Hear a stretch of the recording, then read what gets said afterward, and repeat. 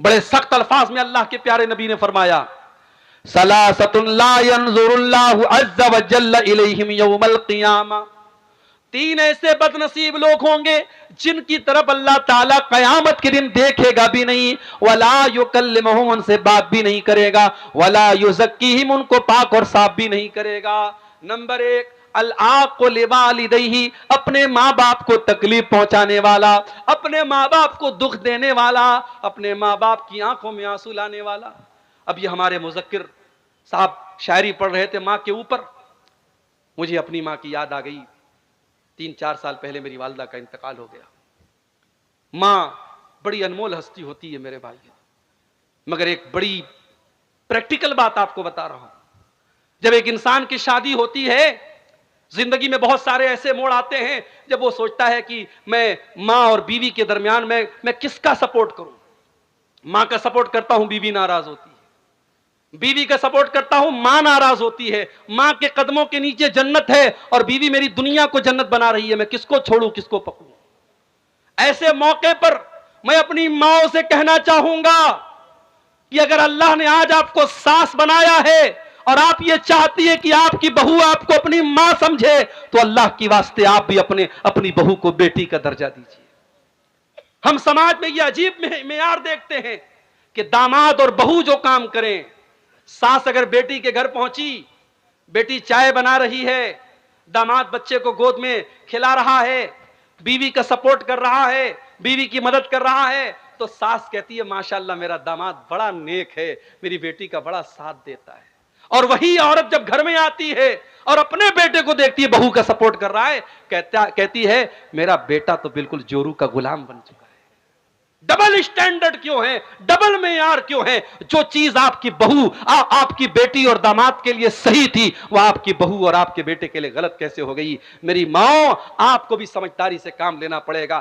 گھر کو ٹوٹنے سے بچانا ہے تو ایک ماں کو یہ سوچنا پڑے گا کل میرا بیٹا کنوارا تھا، کل اس کی زندگی میں کوئی عورت نہیں تھی، کل جتنا مجھ کو سمے دیتا تھا، کل مجھے میرا جتنا خیال رکھتا تھا، اب اس کی زندگی بٹ گئی ہے، اب اس کی زندگی میں ایک عورت بیوی بن کے آئی ہے، اب وہ مجھے اتنا سمے نہیں دے پائے گا، اب کچھ چیزوں میں مجھے کمپرومائز کرنا پڑے گا۔ جب تک ایک ماں یہ نہیں سمجھے گی، ماں بیٹے کا رشتہ پہلے کے جیسا نہیں ہوگا۔ اور اگر سمجھداری سے کام نہیں لیا اس ساس نے اور اس بیٹے نے، کتنے گھروں میں ہم دیکھتے ہیں کہ شوہر اپنی بیوی کے سپورٹ میں ماں سے لڑنے لگتا ہے، ماں کو گالیاں تک لوگ دے دیتے ہیں، ماں کو برا بھلا بھی کہہ دیتے ہیں۔ میرے بھائیوں، ایک ماں کی بڑی ذمہ داری ہوتی ہے، اپنے گھر کو بچانا ہے تو سمجھداری سے کام کرو اور آگے بڑھو۔ جہنم کی آگ سے گھر کو بچانا ہے، گھر میں نماز کا ماحول پیدا کرو۔ میں وہ حدیث پڑھ رہا تھا، اللہ کے نبی نے فرمایا کہ 3 لوگ ایسے ہیں جن کی طرف قیامت کے دن اللہ تعالیٰ نہ دیکھے گا نہ بات کرے گا۔ نمبر 1، العاق لوالدیہ، اپنے ماں باپ کو ستانے والا۔ نمبر 2، والمرأۃ المترجلہ، مردوں کی نقل کرنے والی عورت، مردوں کی کاپی کرنے والی عورت، جو مردوں کی طرح چھوٹے چھوٹے بال کر لے، مردوں کی طرح ٹی شرٹ پہن کر کے گھومے، مردوں کی طرح مردوں کے کپڑے پہنے، مردانہ چال چلے، مردانہ طریقے سے بات کرے، ایسی عورت پر اللہ کی لعنت ہو۔ اور تیسرا کون ہے؟ الدیوس، وہ بے غیرت مرد، وہ بے غیرت باپ، وہ بے غیرت شوہر، وہ بے غیرت بھائی، الذی یقر فی اہلہ الخبث، جس کے گھر میں بے پردگی ہو رہی ہے، جس کے گھر میں بے حیائی ہو رہی ہے اور اس کو کوئی فرق نہیں پڑ رہا ہے۔ اس لیے جو باپ اپنی بیٹی کو بے پردہ گھما رہا ہے، جو شوہر اپنی بیوی کو بے پردہ گھما رہا ہے، وہ اپنی جہنم تیار کر رہا ہے، اپنے آپ کو اور اپنی فیملی کو جہنم کی آگ میں لے کے جا رہا ہے، جبکہ ہمارا کام اپنے پریوار کو جہنم کی آگ سے بچانا ہے میرے بھائی۔ لیکن یہاں ایک بات اور سمجھ لیجیے، کسی گھر میں ایسا بھی ہو رہا ہے، گھر کے باہر بڑا پردہ ہے صاحب، لڑکی جب بھی نکلتی ہے سر سے پیر تک نقاب میں نکلتی ہے، ماں بھی نقاب میں، بیٹی بھی نقاب میں، بہن بھی نقاب میں، لیکن گھر کے اندر کا ماحول بڑا خراب ہے۔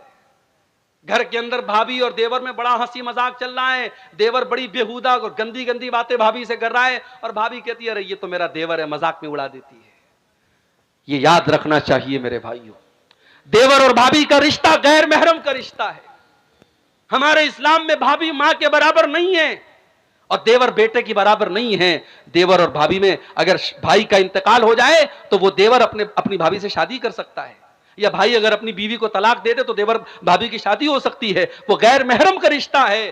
اس لیے اللہ کے نبی نے فرمایا کہ غیر عورتوں کے پاس تنہائی میں مت جاؤ۔ تو سوال کیا گیا ہے اللہ کے نبی افرائیت الحموا، اے اللہ کے رسول شوہر کے جو قریبی رشتہ دار ہیں، جیسے دیور ہے اپنی بھابھی کے لیے یا جیجا ہے اپنی سالی کے لیے، تو اے اللہ کے نبی کیا دیور اپنی بھابھی کے پاس اکیلے میں جا سکتا ہے؟ کیا جیجا اپنی سالی کے پاس اکیلے میں جا سکتا ہے؟ اللہ کے پیارے نبی نے فرمایا الحم و الموت، دیور اپنی بھابھی کے لیے موت ہے، جیجا اپنی سالی کے لیے موت ہے۔ موت کیوں کہا؟ علماء نے اس کی شرح میں لکھا کیونکہ اگر دیور بھابھی میں ناجائز رشتے نے اگر جنم لے لیا تو چونکہ بھابھی شادی شدہ ہے، اور شادی شدہ عورت اگر زنا کرے اسلام میں سزا کیا ہے؟ سزائے موت ہے۔ تو اگر دیور بھابھی کے بیچ میں پردہ نہیں رکھا گیا تو یہ سزائے موت پہ جا کے ختم ہوگا۔ اس لیے اللہ کے نبی نے دیور بھابھی کے رشتے کو موت قرار دیا ہے۔ بڑی خطرناک بات ہے میرے بھائی، ہمیں اپنے گھروں کا جائزہ لینا چاہیے۔ آج بہت سارے گھروں میں محرم غیر محرم کا کوئی فرق نہیں ہے۔ لڑکا اپنے دوستوں کو گھر میں لے کے آتا ہے، کمرے میں بٹھاتا ہے، بہن سے آ کے کہتا ہے میرے دوست لوگ آئے چائے بنا دو۔ بہن چائے بناتی ہے اور چائے کی کپ لا کر کے اپنے بھائی کے دوستوں کے سامنے رکھ رہی ہے۔ بھائی بہت خوش بنا ہوا ہے، یہ میری بہن ہے تو میرے دوستوں کی بھی بہن ہے، معاف کرنا میرے بھائی، آپ کی بہن آپ کے دوستوں کی بہن نہیں ہے، اور نہ آپ کے سمجھنے سے وہ بہن ہوگی نہ دوستوں کے سمجھنے سے بہن ہوگی۔ بہن کو چاہیے کہ وہ بھائی کے دوستوں سے پردہ کرے، آپ کو چاہیے کہ اپنی بہن کو اپنے دوستوں کے سامنے نہ لائیں، اپنی بیوی کو اپنے دوستوں کے سامنے نہ لائیں، اپنی جوان بیٹی کو اپنے محلے کے غیر مردوں سے جس طریقے سے بچاتے ہو ان رشتہ داروں سے بھی بچاؤ جو آپ کی بیٹی کے لیے غیر محرم ہے۔ اسلام نے اگر ہم کو حکم دیا ہے کہ زنا کے قریب مت جاؤ تو اسلام نے ان راستوں کو بھی بند کیا ہے جہاں سے زناکاری گھر میں آ سکتی ہے۔ قرآن کہتا ہے وَلَا تَقْرَبُوا الزِّنَا إِنَّهُ كَانَ فَاحِشَةً وَسَاءَ سَبِيلًا، زنا کے قریب بھی نہ جانا، یہ بہت گندا راستہ ہے، بہت برا راستہ ہے۔ اب زنا کے قریب لے جانے والا راستہ کون کون سا ہے؟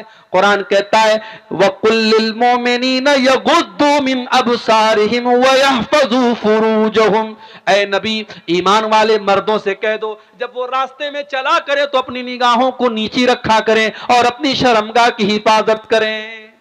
یہ بھی یاد رکھو اگر عورت کو پردے کا حکم ہے تو مرد کو اپنی نظروں کو جھکانے کا حکم ہے۔ وہ ایک شاعر کہتا ہے سبھی ہم ہی سے کہتے ہیں نگاہیں اپنی نیچی رکھ، سبھی ہم ہی سے کہتے ہیں نگاہیں اپنی نیچی رکھ، کوئی ان سے نہیں کہتا نہ نکلے یوں عیاں ہو کر۔ شاعر کہتا ہے کوئی عورتوں سے نہیں کہتا کہ وہ بے پردہ ہو کر کے نہ نکلے، سب ہم سے کہتے ہیں نگاہیں اپنی نیچی رکھ۔ اور اکبر الہ آبادی کا بڑا مشہور شعر ہے بے پردہ نظر آئیں کل جو چند بیبیاں، اکبر زمین میں غیرت قومی سے گڑ گیا، پوچھا جو ان سے آپ کا پردہ وہ کیا ہوا، کہنے لگی کہ عقل پہ مردوں کے پڑ گیا۔ تو اگر عورتوں کو پردے کا حکم ہے تو مردوں کو اپنی نظروں کو جھکانے کا بھی حکم ہے۔ ان دونوں پر عمل ہونا ضروری ہے۔ اگر سماج میں عورت پردے میں نکلے گی اور مرد کی نظر نہیں جھکے گی تب بھی سماج میں اصلاح نہیں ہو سکتی۔ عورت کو پردے میں نکلنا ہے اور مرد کو اپنی نظر جھکا کے چلنا ہے۔ قرآن نے تو یہاں تک بیان کیا وَلْيَضْرِبْنَ بِخُمُرِهِنَّ عَلَىٰ جُيُوبِهِنَّ، اے ایمان والی عورتوں جب تم اپنے گھر کے اندر رہا کرو تو اپنے سینے پر اپنے گریبان پر دوپٹہ ڈال کے رہا کرو۔ بھائی کے سامنے، باپ کے سامنے، اپنے سسر کے سامنے بھی تمہارا دوپٹہ تمہارے سینے پر ہونا چاہیے۔ کہیں ایسا نہ ہو کہ ان محرم رشتہ داروں کے سامنے تم دوپٹے کے بغیر چلی جاؤ۔ او میری پیاری ماں بہنوں، جو اسلام اتنا سختی کے ساتھ آپ کو حکم دے رہا ہے کہ بھائی اور بیٹے کے سامنے بھی آپ کو اپنا دوپٹہ اپنے گریبان پہ رکھنا ہے، وہ اسلام اس بات کی اجازت کیسے دے دے گا کہ آپ فیس بک کے اوپر اپنے فوٹو ڈالیں، آپ واٹس ایپ کے اسٹیٹس پر اپنے فوٹو ڈالیں، آپ شادی کی تیاری کر رہی ہیں اور اپنے ہاتھوں میں مہندی کی ڈیزائن لگا کے مہندی کا فوٹو آپ انٹرنیٹ پہ ڈالیں. نہیں نہیں میری پیاری ماں بہنوں، قرآن کہتا ہے وَلَا يُبْدِينَ زِينَتَهُنَّ، اے ایمان والی عورتوں اپنی خوبصورتی کو اپنے غیر مردوں کے سامنے کبھی ظاہر نہ کرنا.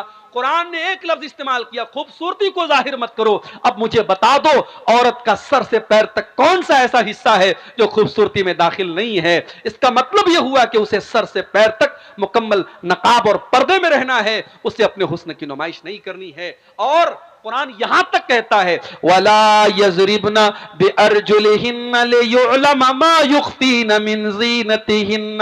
اے ایمان والی عورتوں جب تم پائل پہن کر کے اپنے گھر میں چلا کرو تو زور زور سے زمین پر پاؤں مار کے نہ چلا کرو، تمہارے پائل کی جھنکار غیر مردوں تک پہنچے یہ اسلام کو گوارا نہیں ہے. جو اسلام ایک عورت کے پائل کی آواز کو غیر مردوں تک جانے کی اجازت نہیں دیتا ہے، وہ اسلام اس بات کی اجازت کیسے دے گا کہ عورت اپنی خوبصورتی کی نمائش کرے؟ قرآن تو یہاں تک کہتا ہے فَلَا تَخْضَعْنَ بِالْقَوْلِ فَيَطْمَعَ الَّذِي فِي قَلْبِهِ مَرَضٌ. اے نبی کی عورتوں، اے نبی کی بیویوں، جب تمہیں کسی غیر مرد سے بات کرنا پڑے تو تم ایسی آواز میں بات مت کرو جس میں مٹھاس پائی جاتی ہو، جس میں نرمی پائی جاتی ہو، بلکہ تم کڑک انداز میں بات کرو. جیسے آج کے دور میں موبائل کا دور ہے، موبائل پر کسی رانگ نمبر سے کال آ سکتا ہے. اب اگر لڑکی نے تھوڑا سا مٹھاس کے ساتھ بات کر لیا، کون بول رہے ہیں، انداز میں اگر ذرا سی مٹھاس آ گئی، سامنے والے کو لگ رہا ہے کہ یہاں میری دال گل جائے گی، یہاں گرین سگنل مل رہا ہے مجھے. اور جہاں اس نے کڑک انداز میں بات کر لی، کون بول رہے ہیں، کس سے بات کرنی ہے آپ کو، جہاں سختی سے گھڑک کر کے بات کی، سامنے والے بیچارہ اس کا جتنا اس کا شباب اس کا جو ہے جوش اٹھا تھا وہیں پر وہ بیٹھ جائے گا. قرآن کریم ایک عورت کو موبائل پر کیسے بات کرنا ہے قرآن اس کا بھی انداز بتا رہا ہے. فَيَطْمَعَ الَّذِي فِي قَلْبِهِ مَرَضٌ، جس مرد کے دل میں شہوت کی بیماری ہے وہ تمہارے بارے میں کوئی غلط خیال اپنے دل میں نہ لا سکے. وَقُلْنَ قَوْلًا مَعْرُوفًا، اور اے نبی کی عورتوں بدتمیزی نہ کرنا، گالی گلوچ سے بات نہ کرنا، بلکہ جو بھی بات کرنا ڈھنگ سے بات کرنا، لیکن انداز کڑک ہونا چاہیے غیر مرد کے سامنے. اسی لیے علماء پسند نہیں کرتے ہیں کہ عورت یوٹیوب پر آ کر کے تقریر کرے.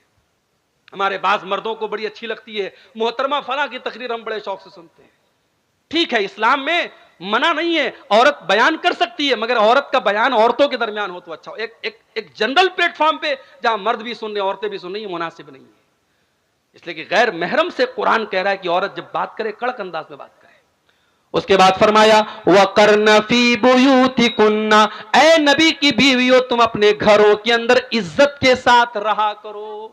عورت اپنے گھر میں رہے، بلا ضرورت وہ نوکری نہیں کر سکتی، بلا ضرورت وہ گھر کے باہر نہیں جائے گی.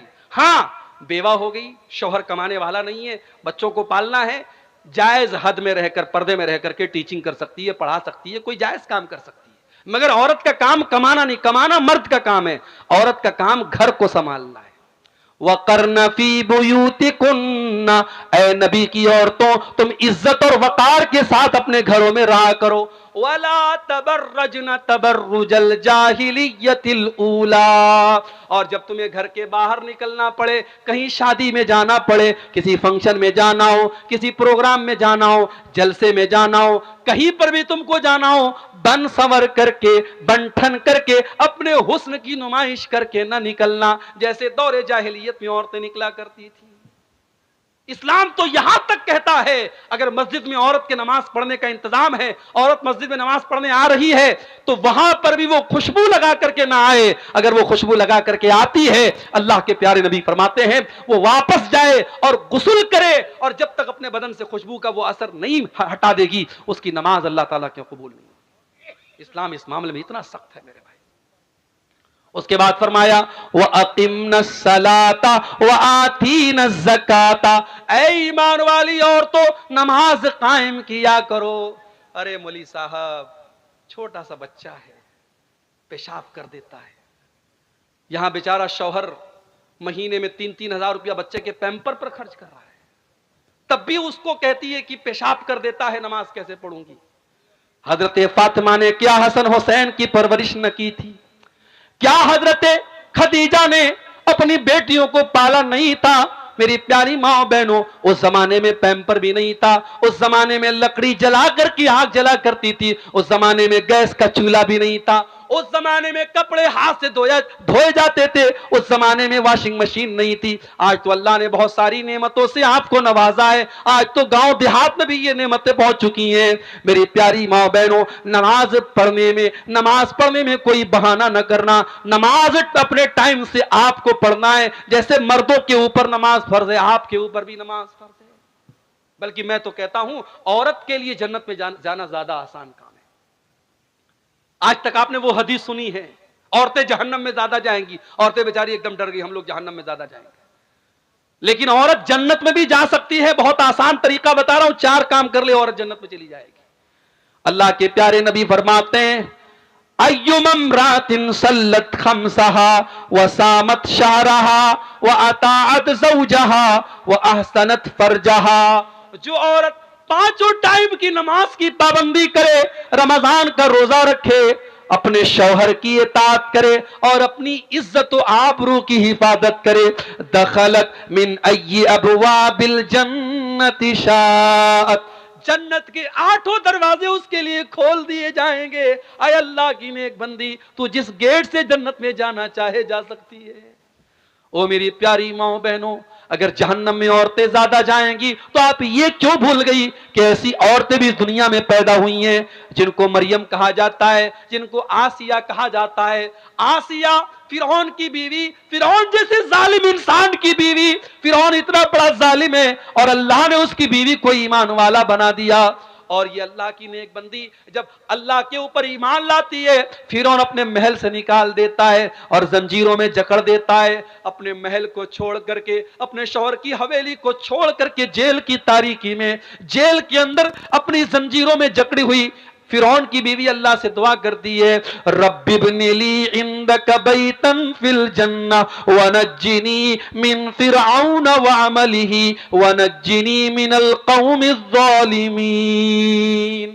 اے اللہ تیری توحید کے لیے، تیرے دین کے لیے، اے اللہ میں نے فرعون کا محل چھوڑ دیا، اے اللہ اپنی اس بندی کو تو جنت میں ایک محل عطا فرما دے، اے اللہ اس ظالم فرعون سے مجھ کو نجات دے دے۔ اللہ نے قیامت تک کے ایمان والوں کے لیے فرعون کی بیوی کو آئیڈیل اور نمونہ بنا دیا۔ اس کا مطلب یہ ہوا اللہ کے یہاں یہ نہیں دیکھا جائے گا کہ رشتہ کیسا تھا، اللہ کے یہ دیکھا جائے گا کردار کیسا تھا۔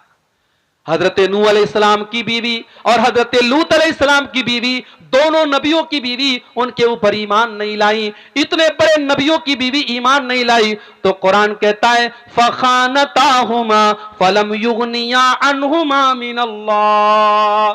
حضرت نوح علیہ السلام کی بیوی جہنم میں جائے گی، حضرت لوط علیہ السلام کی بیوی جہنم میں جائے گی، نبی کی بیوی ہے اور ایمان نہیں لائی تو جہنم میں چلی گئی، اور فرعون کی بیوی ہے اور ایمان لائی تو جنت میں چلی گئی۔ میری پیاری ماں اور بہنوں، آپ کا کردار ایسا ہونا چاہیے۔ آپ کے لیے مثال مریم ہے اور آپ کے لیے مثال آسیہ ہے۔ قرآن کہتا ہے وَأَقِمْنَا الصَّلَاةَ، نماز قائم کرو، وَآتِينَا الزَّكَاةَ، زکوٰۃ دیا کرو۔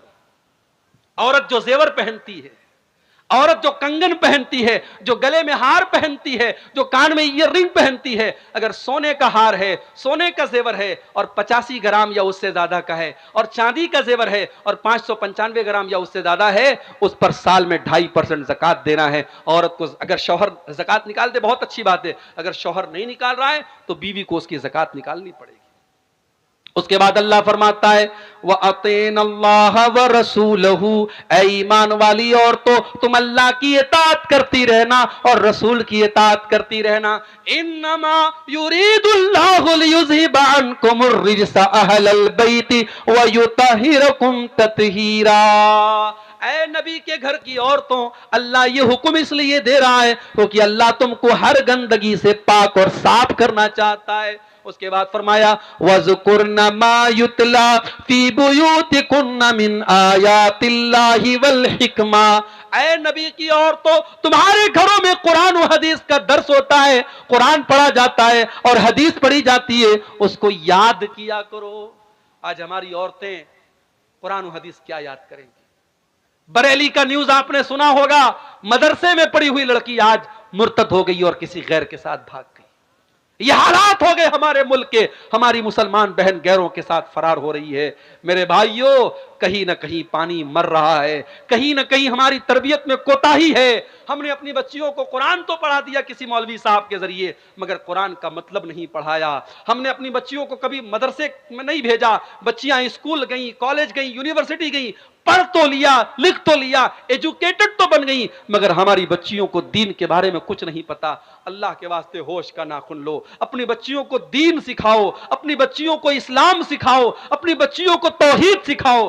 اسی لیے حضرت علی فرماتے ہیں کہ قرآن کی جو یہ آیت ہے, اللہ فرماتا ہے قُوْ أَنفُسَكُمْ وَأَهْلِيكُمْ نَارًا, اپنے گھر والوں کو جہنم کی آگ سے بچاؤ. حضرت علی کہتے ہیں اس کا مطلب کیا ہے, عَلِّمُوهُمْ وَأَدِّبُوهُمْ, اپنے گھر والوں کو دین سکھاؤ.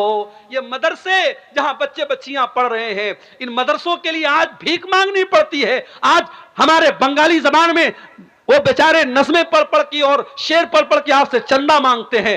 ہونا تو یہ چاہیے تھا آپ خود آگے بڑھ کے دیتے. جس کی 10,000 کی طاقت ہے وہ 10,000 دیتا, جس کی 1,00,000 کی طاقت ہے وہ 1,00,000 دیتا. ان مدرسوں کے لیے بھیک نہ مانگنی پڑتی. مگر ہائے آج ان مدرسوں کو ہم نے اتنا کمزور بنا دیا, جب تک گھر گھر جا کے لوگ بھیک نہ مانگے یہ مدرسے نہیں چل سکتے. میرے بھائیوں اپنی بچیوں اور بچوں کو ان مدرسوں میں دین کی تعلیم دو, تبھی آپ کی بچیاں بچ سکتی ہیں. اور قرآن یہ بھی کہہ رہا ہے مسلمان کے گھر میں قرآن و حدیث کا درس ہونا چاہیے. اس لیے وقتاً فوقتاً, سال میں آپ نے ایک بار جلسہ کرا لیا بہت اچھی بات ہے, لیکن وقتاً فوقتاً کسی عالم کے ذریعے یا عالمہ کے ذریعے گھر گھر بھی چھوٹے چھوٹے پروگرام ہونے چاہیے, عورتوں کے مخصوص پروگرام ہونے چاہیے. آج کتنی عورتیں ہیں نماز کا طریقہ ان کو نہیں آتا, وضو کا طریقہ ان کو نہیں آتا, غسل کا طریقہ ان کو نہیں آتا, پاکی ناپاکی کے مسئلے ان کو نہیں آتے, توحید کا مسئلہ ان کو نہیں آتا, شرک کیا ہے ان کو نہیں آتا. کتنی عورتیں ہیں کتنے شرکیہ کاموں میں پڑی ہیں. میرے بھائیوں قرآن کہتا ہے وَذْكُرْنَ مَا يُتْلَى فِي بُيُوتِكُنَّ مِنْ آيَاتِ اللَّهِ وَالْحِكْمَةِ,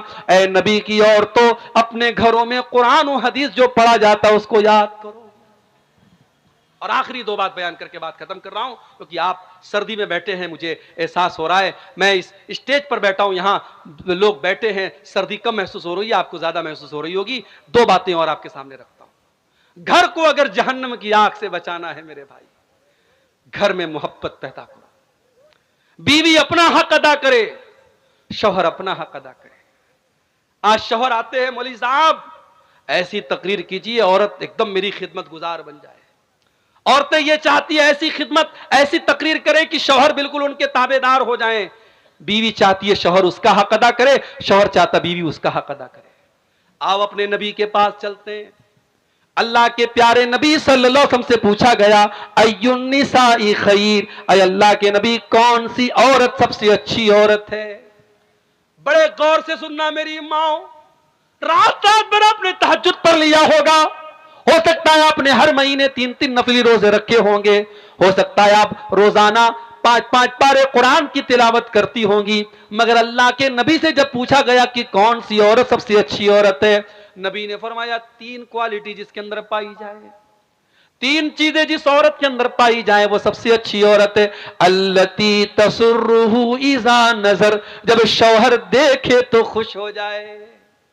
یا تو الٹی بات ہے, شوہر گھر میں آتا ہے بال بکھرا ہے, کپڑے مہک رہے ہیں پسینے سے, تیل کی بدبو آ رہی ہے, مسالے کی بدبو آ رہی ہے. ہاں شادی میں جانا ہے تو 1 گھنٹے وہ پورا میک اپ کرے گی, پورے چہرے پر کریم پوتے گی اور پاؤڈر لگائے گی. اور آج کل تو ماشاءاللہ ایسا ایسا میک اپ چل رہا ہے کہ اگر عورت جو ہے اس کے موبائل پر اگر وہ فیس لاک لگا لے اور میک اپ کر کے اپنے موبائل پر فیس وہ اوپن کرنے کی کوشش کرے تو موبائل کہے گا محترمہ کون ہے آپ, بچہ نہیں پہچانے گا ماں کو, ایسا میک اپ ہو رہا ہے بیوٹی پارلر کے اندر.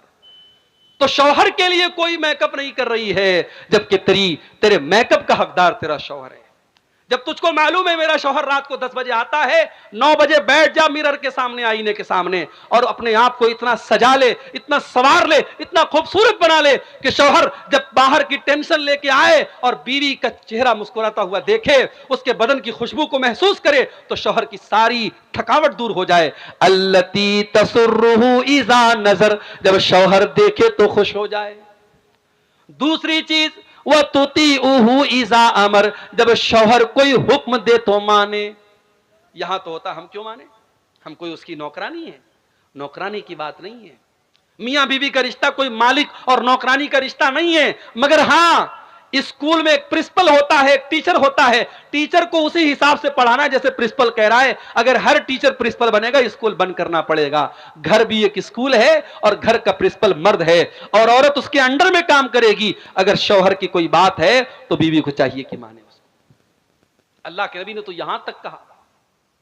देखिए ये हदीसें सुनकर के हमें अजीब लगता है, अल्लाह के नबी ने ऐसा क्यों कहा, मगर जब हम प्रैक्टिकल समाज में देखते तो हमको लगता है कि वाकई अल्लाह के प्यारे नबी ने बड़ी सच्ची बात कही है। आपने फरमाया अगर शौहर अपनी बीवी को अपने पास बुलाए, बीवी को चाहिए अपने सारे काम छोड़ करके शौहर के पास जाए, वह इनकान तालत तन्नूर, यहां तक कि अगर वो चूल्हे पर रोटी पका रही है, चूल्हे पर है, तब भी वो जाए।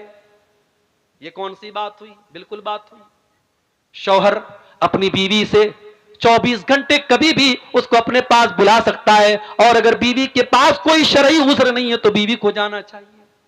और अगर बीवी इनकार करती है, अल्लाह के नबी फरमाते हैं जिस बीवी का शौहर इस हाल में सो जाए कि बीवी को वो दावत दे और बुलाए और बीवी उसके पास जाने से इनकार कर दे, बिला कि भाई कोई मजबूरी हो, कोई बीमारी हो, कोई बात तो अलग बात है, अगर बगैर किसी उज़्र के बीवी शौहर की बात मानने से इनकार कर दे, लानतहल मलाइकतु हत्ता तुस्बिहा, तो सुबह तक फरिश्ते उस औरत पर लानत करते हैं।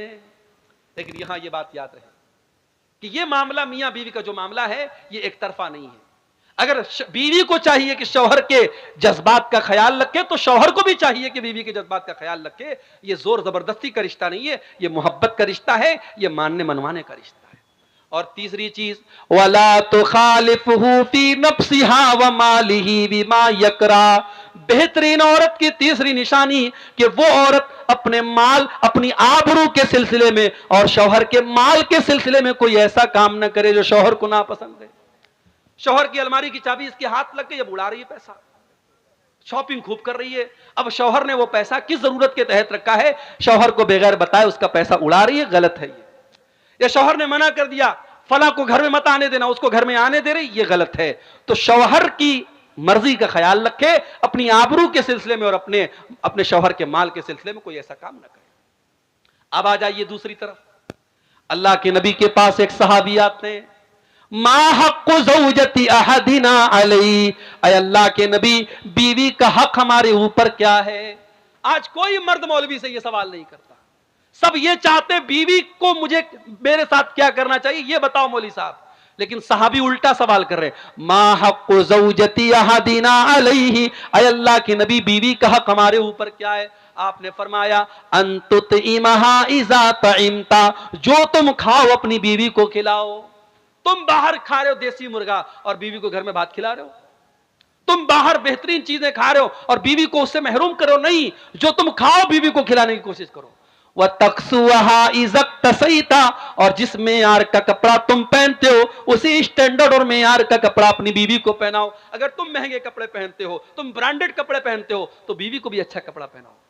वला तज़रिबिल वजहा, और कभी बीवी के चेहरे पर हाथ न उठाना, कभी बीवी के चेहरे पर न मारना। वला तुकब्बे, और कभी बीवी से गाली गलौज न करना। वला तहजुर इल्ला फिल बैत, और जितना भी झगड़ा हो जाए, मियां बीवी का झगड़ा घर के बाहर न जाए, उसको कभी घर के बाहर न निकालना। ये बीवी का हक है आपके ऊपर। और आप एक बात याद रखिए मेरे भाई, आप माशाअल्लाह बड़े चेहरे पर शरई दाढ़ी है, माथे पर सज्जे का निशान है, 5 टाइम की नमाज के आप पाबंद हैं, रात में तहज्जुद भी पढ़ते हैं, मगर एक चीज अगर आपके अंदर नहीं है, आप अपनी बीवी के साथ अच्छे शौहर नहीं हैं, तो आप अच्छे नहीं हैं मेरे भाई। अल्लाह के नबी फरमाते हैं खैरुकुम li अहलिही व अना खैरुकुम li अहली, तुम में सबसे बेहतरीन इंसान वो है जो अपने परिवार के लिए, अपने बीवी बच्चों के लिए बेहतरीन हो, और मैं अपनी बीवी बच्चों के लिए बहुत अच्छा हूं, मैं एक अच्छा शौहर भी हूं, मैं एक अच्छा बाप भी हूं। अम्मा आयशा से पूछा गया अल्लाह के प्यारे नबी जब घर में होते तो क्या करते थे। अम्मा आयशा ने फरमाया काना यामलु फी बैतिही, अल्लाह के प्यारे नबी अपने घर में जिस तरीके से और मर्द अपने घर की औरतों के कामों में हाथ बटाते हैं, अल्लाह के नबी अपनी बीवियों के कामों में हाथ बटा दिया करते थे। अपने बहुत सारे काम अल्लाह के रसूल खुद कर लेते थे। بیوی کو غلام بنا کے نہیں رکھتے تھے, بیوی کو نوکرانی بنا کے نہیں رکھتے تھے. تو یہ بہترین شوہر کی نشانی یہ ہے کہ وہ بیوی کے جذبات کا خیال رکھے. اللہ کے پیارے نبی صحابہ کے ساتھ جا رہے ہیں, آپ نے صحابہ سے کہا تم لوگ تھوڑا آگے نکل جاؤ. صحابہ تھوڑا آگے نکل گئے. حضرت عائشہ آپ کے ساتھ تھیں. آپ نے فرمایا اے عائشہ چلو سناٹا ہو گیا ہے, چلو ہم دونوں دوڑتے ہیں, مقابلہ کرتے ہیں, دیکھتے ہیں کون دوڑ میں آگے نکلتا ہے. اما عائشہ نئی نئی شادی ہوئی تھی, دبلی پتلی تھی, وزن کم تھا. جب دوڑنے لگی اللہ کے پیارے نبی پیچھے رہ گئے اور اما عائشہ آگے نکل گئی. اما عائشہ کو بہت مزہ آیا. انہوں نے ہنستے ہوئے فرمایا کہ اے اللہ کے نبی انی قد سبقتک, میں تو آپ سے آگے نکل گئی, آپ تو پیچھے رہ گئے.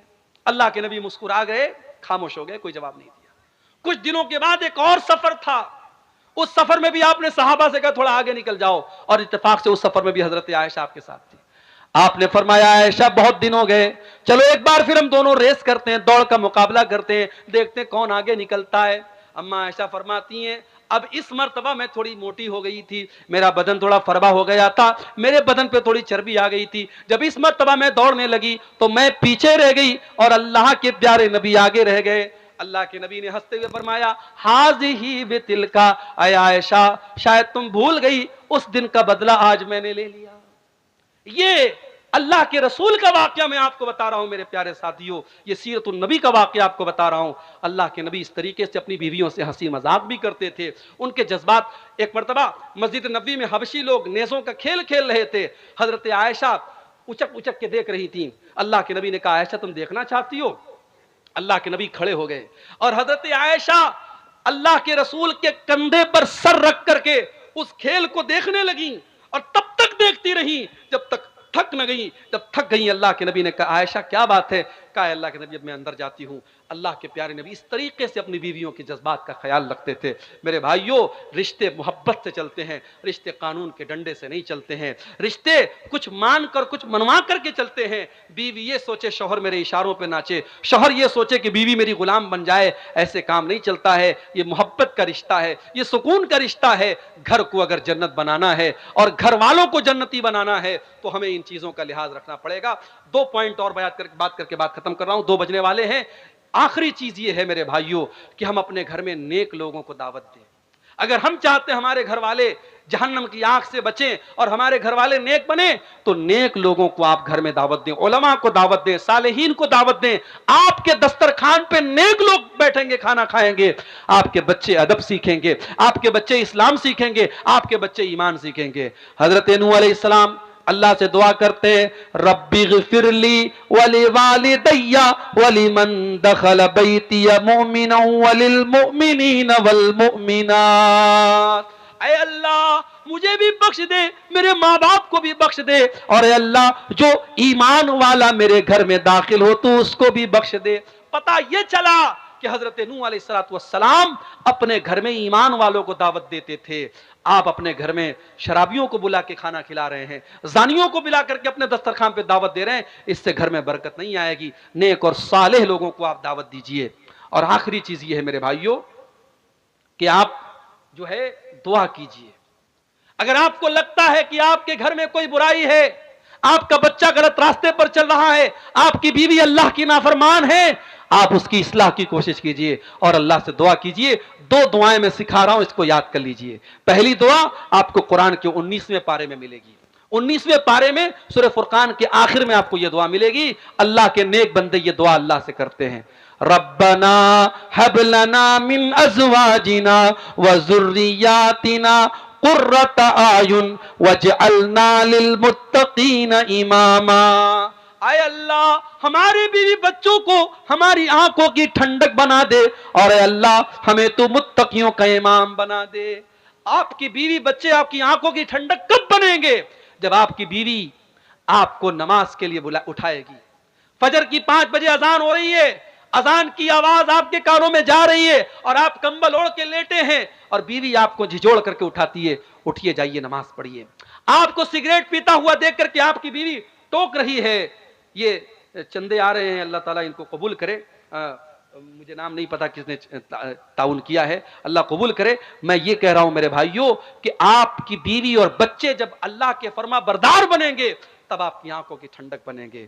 ایمان والے یہ دعا کرتے کہ اے اللہ ہمارے بیوی بچوں کو ہماری آنکھوں کی ٹھنڈک بنا دے۔ وَجْعَلْنَا لِلْمُتَّقِينَ إِمَامًا، اور اے اللہ ہمیں تو متقیوں کا امام بنا دے، اتنا نیک بنا دے، دنیا مثال دے۔ متقی لوگ ایسے ہوتے ہیں، نیک لوگ ایسے ہوتے ہیں۔ ایک دعا آپ یہ یاد کر لیجئے، اور دوسری دعا جو ہمارے باپ ابراہیم علیہ السلام نے دعا کی تھی اس دعا کو یاد کر لیجئے۔ رب اغفر لی، حضرت ابراہیم نے دعا کی رب اجعلنی مقیم الصلاۃ ومن ذریتی ربنا وتقبل دعا، اے اللہ مجھے بھی نماز کا پابند بنا دے اور میرے بچوں کو بھی نماز کا پابند بنا دے، اے اللہ میری دعا کو قبول کر لے۔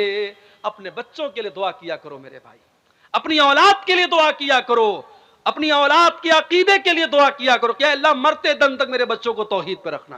ابراہیم علیہ السلام یہ بھی دعا کرتے ہیں رب انہن اضللن کثیرا من الناس، اے اللہ ان بتوں کی وجہ سے بہت سارے ہلاک ہو گئے، وجنبنی وبنی ان نعبد الاصنام، اے اللہ تو مجھے اور میرے بچوں کو تو بتوں سے بچانا، میرے بچوں کو تو شرک سے بچانا۔